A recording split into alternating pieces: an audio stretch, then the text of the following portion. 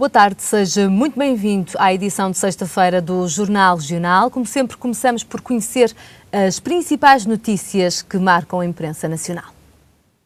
Vamos então começar pela capa do Jornal de Notícias. O Jornal de Notícias a fazer manchete com GNR apanhados a trocar multas por dinheiro.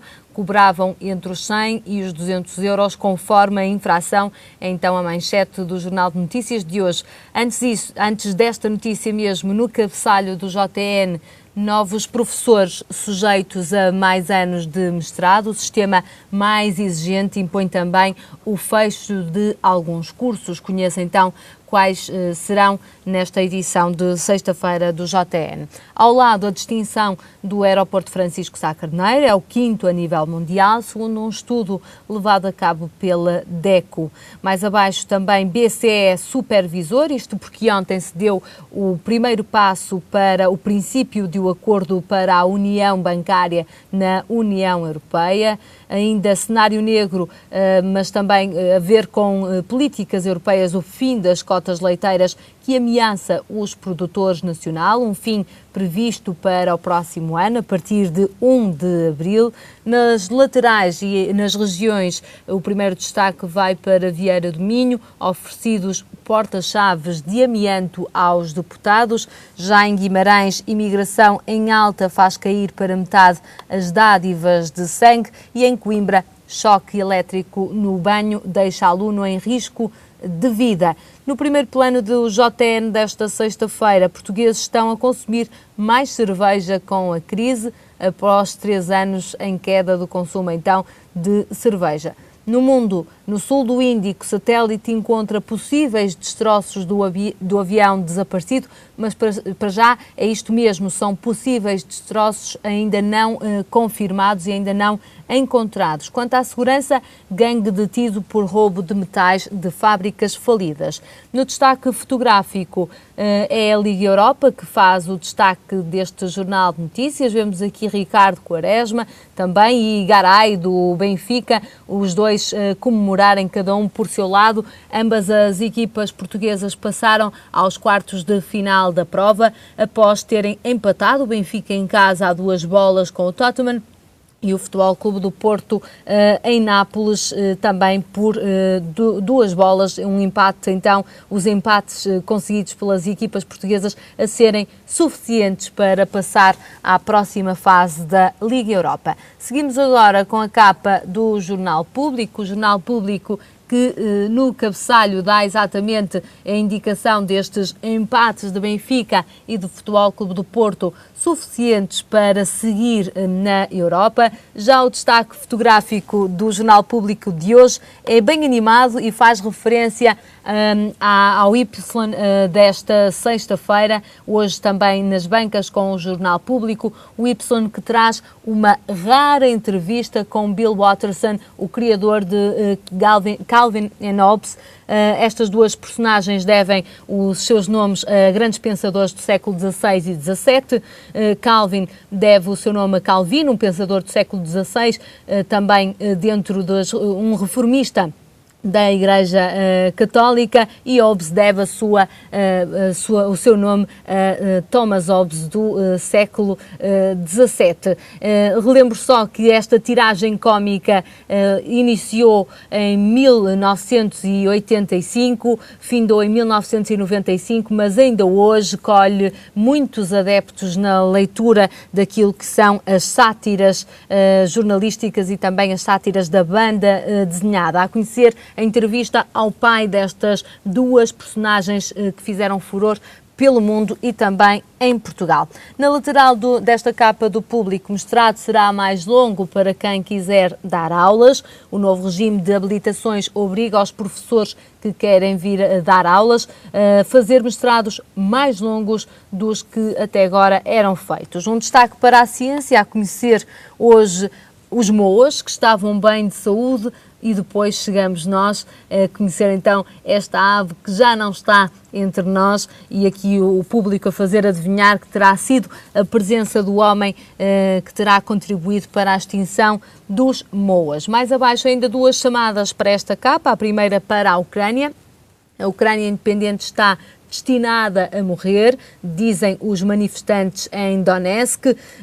De Donbass, onde a maioria da população fala russo, pode vir o próximo pedido de ajuda a Moscovo. Então, este destaque internacional, e aqui para os Balcãs, para a Ucrânia, onde ainda se vivem dias de tensão, a uma semana apenas, pouco menos de uma semana do referendo que ditou que a Crimeia fosse anexada pela Rússia. Uma última chamada nesta capa. Fisco está há 3 meses para iniciar cobrança de multas nos transportes públicos, um novo sistema que deveria ter arrancado a 1 de janeiro, com o objetivo de dissuadir a fraude, ainda não foi implementado, diz o Público desta manhã. Seguimos agora com o O I que traz um destaque fotográfico para a ex-ministra da Educação, Maria de Lourdes Rodrigues. A Justiça demora 2 anos a iniciar julgamento da ex-ministra da Educação. É a primeira chamada da capa do I desta sexta-feira, que continua com a manchete: PS admite que não será possível repor pensões e salários cortados. Depois das polémicas declarações do seu conselheiro económico, Óscar Gaspar, Seguro não o deixou cair e afirmou que não fará promessas que não pode cumprir. Mais abaixo também uma chamada àquela que é a grande entrevista desta sexta-feira do Jornal I, a entrevista a Alexandre Castro Caldas, que aqui vem com uma citação algo polémica. Políticos têm de ter um cérebro um pouco autista, diz então Alexandre Castro Caldas. Ainda chamadas em jeito de rodapé, terminal no Barreiro terá impacto negativo muito significativo. Resíduos, investidores chineses podem vir a comprar a trato ao lixo. Diário de 74, a entrada em funções do novo Ministro da Indústria e Energia, e ainda ao 25 de Abril, 40 anos, este dossiê especial do I, 25 de Abril, 40 anos, Ana Sofia Fonseca escreveu sobre as capitãs de Abril, ou seja, o papel das mulheres na Revolução dos Escravos. Uma última chamada nesta capa do I, ZX Spectrum regressa e agora está adaptado às novas tecnologias. Seguimos com o semanário Sol, já nas bancas a partir desta sexta-feira. Primeiro destaque para o amianto: é pior retirar que manter, diz o Sol. O modo como foi retirado o amianto em alguns edifícios públicos é muito mais perigoso para a saúde do que mantê-los no lugar. É a grande investigação do Sol. O Sol ouviu vários especialistas que contestam ideias feitas sobre este tema. Ao lado de prescrições, o Governo vai mexer na lei. Na imagem é a Ministra da Justiça. Os Ministérios da Justiça e das Finanças vão alterar a lei que regula as prescrições. A ideia é os processos não poderem prescrever a partir de uma condenação em primeira instância. Mais chamadas a capa neste semanário Sol. Técnicos fazem alerta dramático sobre sismos. Sócrates já anda nas ruas sem inibições. Portugal vai produzir caviar, saiba onde. E PCP suspeito de executar dirigente em 1961. Conhecida a capa do Jornal Sol. Seguimos agora com os jornais por especialidade, começando pela economia, com o Jornal de Negócios. Já temos o Jornal de Negócios no ar. No cabeçalho de negócios aparece o Presidente da Comissão Europeia, Durão Barroso. Novo passo na União Bancária não baixa juros das empresas. Na manchete, regras estatísticas aliviam a austeridade. Nova metodologia europeia baixa déficit estrutural já a partir de maio. Quanto ao destaque fotográfico, a Colina de Santana, 500 anos da história da medicina, a viagem ao interior dos edifícios que albergam os hospitais de São José, dos Capuchos, Miguel Bombarda e de Santa Maria. Os hospitais acumulam um espólio artístico e patrimonial de valor incalculável e o Jornal de Negócios foi conhecê-los. Uma última chamada nesta capa: como irá Portugal driblar a nova política aduaneira de Angola? Fica a conhecer então numa reportagem hoje do Jornal de Negócios. Por último, conhecemos a capa do jogo desta manhã, como não poderia deixar de ser. O jogo faz então aqui uma grande capa com os empates de ontem da Liga Europa. Aliás, a todo momento devem conhecer-se aqueles que serão os próximos adversários, tanto do Porto como do Benfica, nestes quartos de final. O jogo a dizer aqui, Gilás fez o empate, Quaresma marcou um golo fabuloso e os Dragões seguem em frente, assim como o Benfica, que também soma o empate a 2 bolas e segue também em frente nesta Liga Europa. Como disse, a todo momento devem ficar então a ser conhecidos os adversários das equipas portuguesas nos quartos de final da Liga Europa. E depois de feita esta revista de imprensa, seguimos com a atualidade regional. O vereador da CDU na Câmara do Porto vai propor que seja atribuído o nome do escritor José Saramago a uma rua da cidade. A ideia não é nova e até já foi proposta em 2010, tendo sido recusada pela anterior maioria camarária, liderada por Rui Rio. Na altura, a justificação dada pelo Executivo é que a Comissão de Toponímia apenas aceita nomes de cidadãos com ligação direta ao Porto. Para a CDU, este facto não é impedimento para dar a uma rua o nome do Prémio Nobel da Literatura de 1998, ciente do importante contributo que José Saramago deu para a divulgação e o prestígio de Portugal e da língua portuguesa. Avança a CDU na proposta que será apresentada na próxima terça-feira em reunião de Câmara. Em 2014, faz 4 anos da morte do escritor. Hoje, a Universidade do Porto completa 103 anos de idade.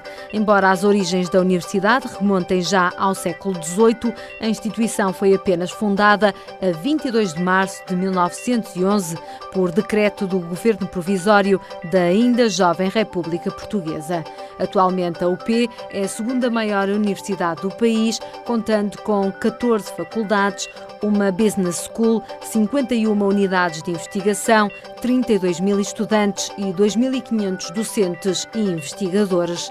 Esta será também a última sessão solene do Dia da Universidade, presidida por José Marques dos Santos, o atual reitor, e em breve terminará o seu segundo e último mandato.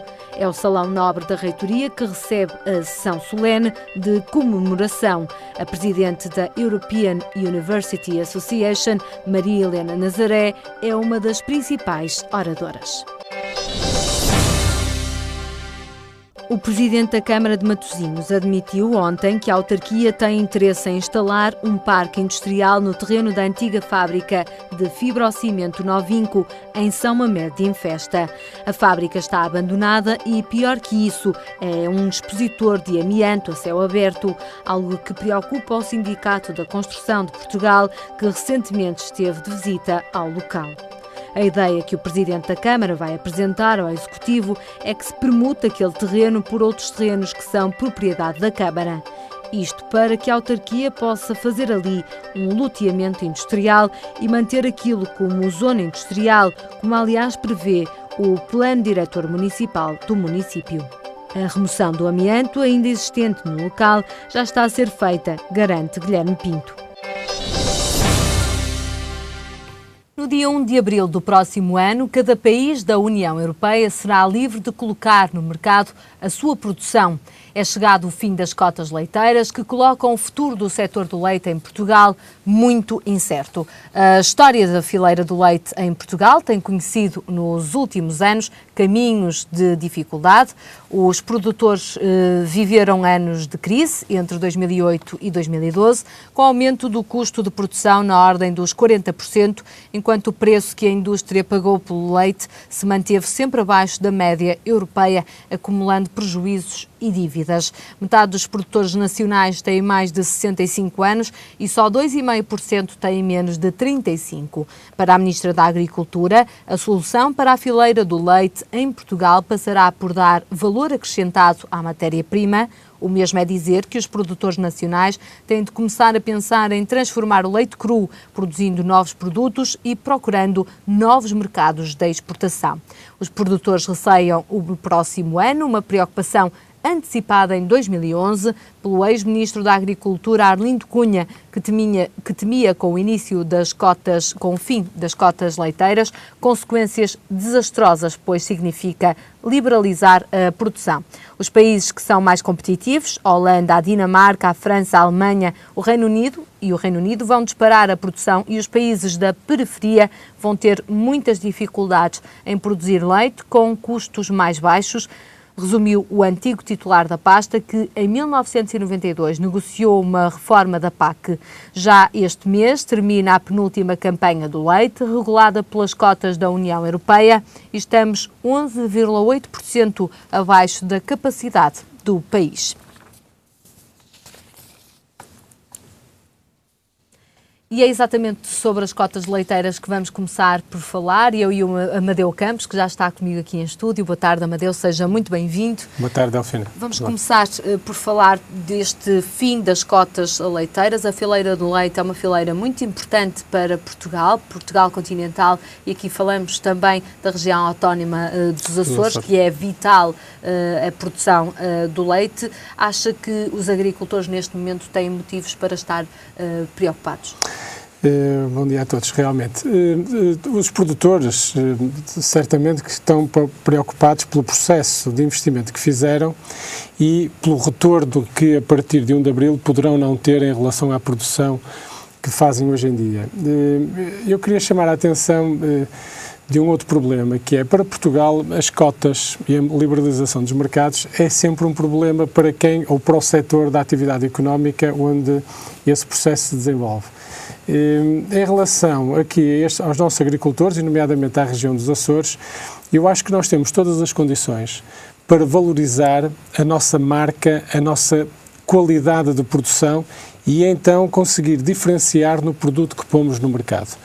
Todos sabemos, e os portugueses que já foram aos Açores percebem facilmente isso, e nomeadamente os nossos telespectadores dos Açores, os Açores têm qualidades sui generis próprias da produção do seu leite, coisa que não acontece na Alemanha, nem na Inglaterra, nem na Holanda, tampouco. Então é aí que eu acho que nós, da mesma forma como fizemos, por exemplo, com os vinhos, com o calçado, com o fato que hoje em dia vendemos ou exportamos com grande quantidade lá para fora, com bastante qualidade, com uma liberalização do mercado, portanto não há cotas nos vinhos nem no calçado e nós fazemos isso muito bem.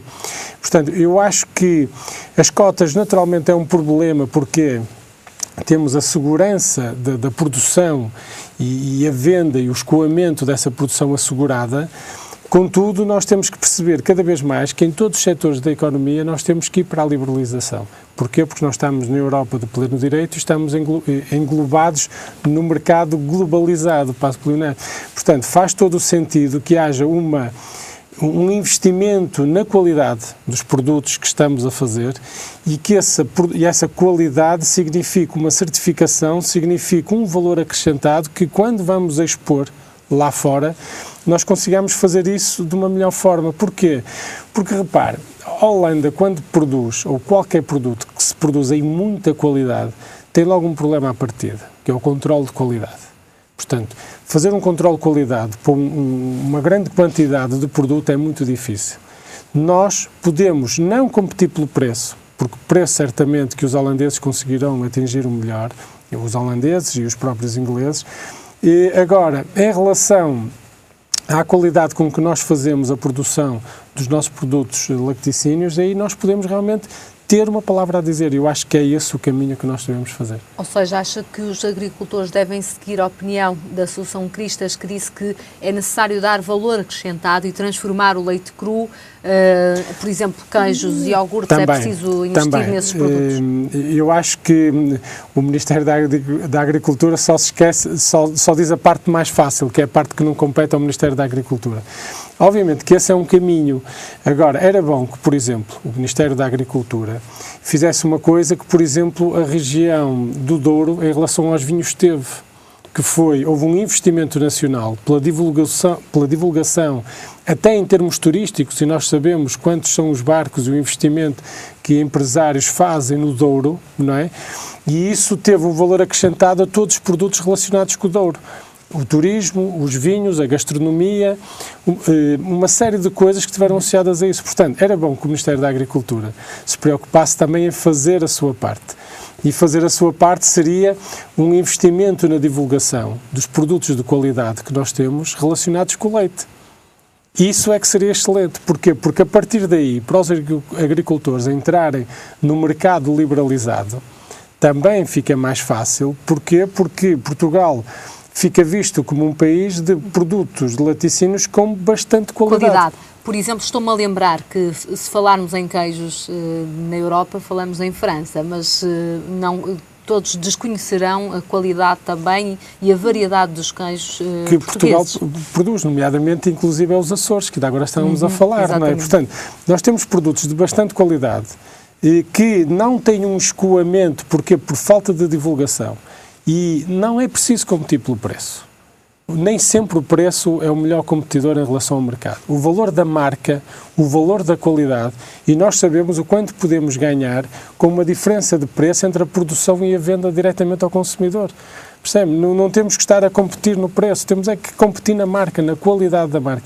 E eu acho que aí nós podemos fazer a diferença, porque até se podemos produzir pouco, porque realmente não temos a capacidade que outros países têm, que fizeram já investimentos avultados, eu acho que na pequena produção e na qualidade da pequena produção nós podemos ter uma palavra a dizer. Pode estar aí o ganho para conseguir. E basta falar no mercado sobreviver. chinês, que em breve falaremos em relação a outras situações, e temos um mercado realmente para pôr os nossos laticínios em grande força no mercado global. Vamos falar agora sobre a Universidade do Porto. A Universidade assinala hoje os 103 anos de existência, se bem que as origens da Universidade do Porto remontem mesmo ao século XVIII, mas acabou por ser fundada a 22 de março de 1911, ou seja, no seio da muito nova, da recente República Portuguesa. Qual é a importância da Universidade do Porto para a cidade e para o país? Claro. Eu gostava de começar a falar na Universidade do Porto em falar de que universidade é conhecimento, é onde nasce o conhecimento. E felizmente o Porto, já há muitos anos atrás, e podemos ir até ao Infante Dom Henrique, ao nascimento do Infante Dom Henrique, que o Porto é uma cidade de conhecimento. A universidade é o reflexo disso e onde se põe realmente todo esse investimento desse conhecimento. A Universidade do Porto é uma das 100 melhores da Europa, portanto, a esse nível o trabalho de excelência que a Universidade do Porto faz todos os dias, com inclusive aos estudantes que ao abrigo do programa Erasmus procuram a Universidade do Porto, é por si só uma mais-valia. E eu gostava de fazer uma pequena crítica. Porquê? Porque a Universidade do Porto congratula-se por ter mais de 120 patentes registradas em termos nacionais e internacionais e a criação, nomeadamente, de 900 novos postos de trabalho com muitas startups que nascem na Universidade do Porto. E a minha crítica é no sentido de ser mais exigente. Acho que é pouco. Acho que as universidades, cada vez mais, devem ser um polo de gerar patentes para o mundo. Eu acho que também a criatividade... Essa questão das patentes é um bocadinho recente para nós europeus, não é? Claro, e por isso é que eu estou a afirmá-la, porque eu acho que é um problema que nos Estados Unidos eles já ultrapassaram bem, há mais de 10 anos. É uma guerra entre empresas, entre universidades, o gerir patentes, o conseguir atingir uma patente. Portanto, é um grande negócio. Podemos assim dizer. Exatamente, sim. Basta falarmos naquilo Dois grandes negócios perdidos para Portugal. A Brisa, que não patenteou a questão das portagens, também, e a TMN na altura com os pré-pagos. Exatamente.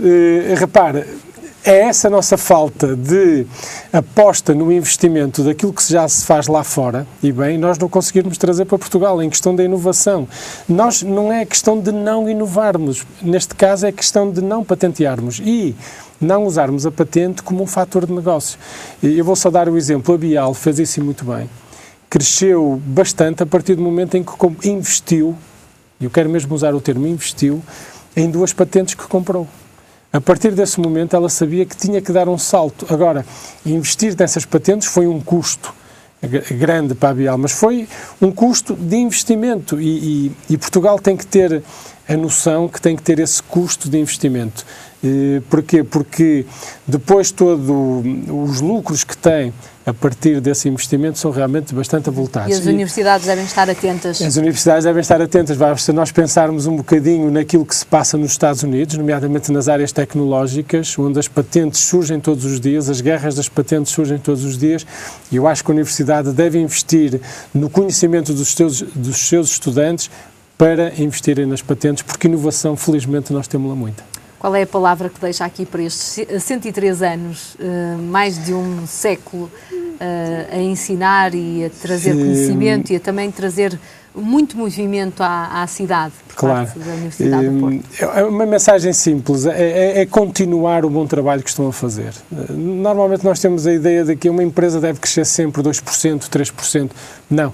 Às vezes a universidade basta fazer aquilo que está a fazer todos os dias, bem feito, e manter essa qualidade. Para mim é importante que a Universidade do Porto mantenha a qualidade que hoje em dia oferece, hoje em dia consegue disponibilizar aos seus estudantes, e se isso acontecer, pois o país já está agradecido, e nomeadamente a cidade do Porto, que precisa da universidade como uma mostra do seu conhecimento que já vem de há muitos séculos atrás. Nosso terceiro tema, continuamos aqui pelo Porto.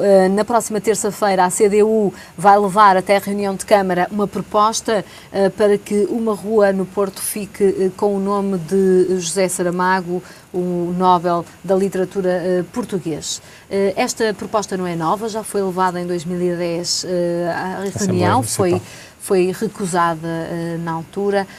Acha que tem condições para se avançar com esta proposta? Delfina, eu aqui queria ir à gênese da questão. Eu acho que os nomes das ruas devem ter, nomeadamente quando são pessoas, devem ser pessoas de consenso alargado em termos nacionais, consenso alargado em termos municipais ou regionais, e pessoas que tenham mostrado ou levado o nome de Portugal realmente lá fora com grande qualidade. E isso é aquilo que nós devemos começar logo a discutir no início. E eu acho que, em relação a este caso, o nome de Saramago cumpre, de longe, todos estes requisitos. E eu só tenho pena de que algumas pessoas que andam pela política entendam que não pode ser um nome de rua alguém que tenha ideais políticos diferentes ou que tenha mostrado uma postura de vida diferente daquela que os ideais deles defendem. Acho que é errado. É errado completamente. Independentemente, e eu estou à vontade porque pessoalmente nem gosto muito da literatura feita pelo José Saramago e muito menos em relação aos ideais políticos dele. E nem por isso deixo de concordar que se há pessoas que devem ter o nome de rua em Portugal, será o José Saramago. Percebe? Não podemos discutir numa Assembleia Municipal só porque ideologicamente não nos identificamos ou porque a proposta que é apresentada é por um partido como a CDU. Pelo facto disso acontecer, nós rejeitarmos logo à partida e atirarmos de que existem outras pessoas que poderiam também estar incluídas neste processo. Eu acho que não pode ser esta a postura, nomeadamente de quem está com uma maioria, quem está com os destinos de um país ou de uma Câmara ou de uma junta de freguesia. E eu acho que não pode haver essa arrogância em termos daquilo que a gente defende. Não, acho que há valores que se sobrepõem a isso. E penso que este caso, José Saramago, é uma perfeita injustiça neste momento de, por exemplo, uma cidade como o Porto, que ainda agora estávamos a falar de conhecimento, não é? E daquilo que leva em relação ao nome de Portugal lá fora, e é um prémio Nobel, não é? Portanto, não vamos falar sequer da questão da vida do José Saramago, porque essa está acima de tudo. Tenho pena que a mesquinice política, muitas das vezes, penso eu, que tenha entorpecido aqui o processo de José Saramago ter uma rua. Obrigada pelos seus comentários aqui no Jornal Regional, Amadeu. Eu é que agradeço. Até uma próxima oportunidade. Obrigada então por estes comentários. Nós agora vamos fazer uma breve pausa no Jornal Regional. Regressamos dentro de momentos. Até já.